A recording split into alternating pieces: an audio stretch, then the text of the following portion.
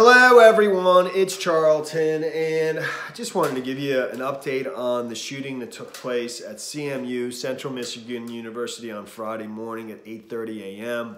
Allegedly, a student there, a sophomore who's 19 years old, James Eric Davis Jr., shot and killed his own parents, who were they were picking him up for spring break, but there was also some complications that were occurring right before the incident took place. I mean, it just so happens that I think spring break was going to begin this weekend, so they'd be coming to pick him up anyways. But reportedly, the student, James Eric Davis Jr., started showing very strange behavior the day before, Thursday.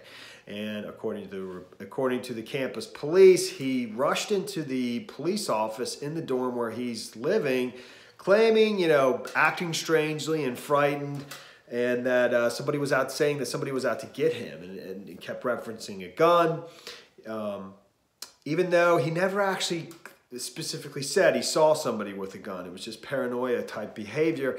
Talked about riding an elevator with an individual, and the campus police even interviewed that same individual that he was referencing, determined he wasn't a risk, and in fact brought up surveillance video of the student, James Eric Davis Jr., and that same student riding the elevator together, and it showed them laughing. So I think at that point things started to dissipate, but just a few hours later, they spot Davis in the hallway of the dorm again with his suitcases ready to go. But this is the day before he would be eventually picked up. It's not entirely clear, the timing of all this. But acting strange still, and still being paranoid and not making any sense and not being logical. The campus police suspected that there was a drug issue here and asked the student to call his parents, and which he did, and the campus police actually spoke to his parents, his mom, Diva Davis. The father is James Eric Davis Sr., and the mother is Diva Davis, who've been shot and killed. And this, by all reports, this kid comes from a model family. The father was a member of the Bellwood Police Officer, which is in the neighboring state in Illinois, about 4 hours away. I think it's in near Plainview Field or inside Plainfield. I'm not exactly sure if it's a county versus town. I don't know. But he was also a member of the Illinois National Guard for over 20 years and had just retired from there in 2014. He served in Iraqi freedom, and everybody just said, this family was the American dream. So, it just sounds like we had a strange drug problem where somebody had a bad reaction to a drug, probably something quite severe. I have an idea of what that could be, but let me just continue with what happened. So, the police expressed to the mother, Diva, that they thought there was a drug issue going on here, and I think the mom actually agreed, knowing her son, that he wouldn't normally act like this. And I believe from there, the police decided to take him to the hospital. And because it's not real clear from the Chicago Tribune, it doesn't say that, but the Washington Post does say that he was taken to the hospital because of potential drug problem, and sort of held there until his parents could come and pick him up. And so his parents drove 4 hours, I believe overnight essentially, to come get their son. I believe they picked him up at the hospital, and then went back to the university, the dorm room, to get his stuff, to take him home.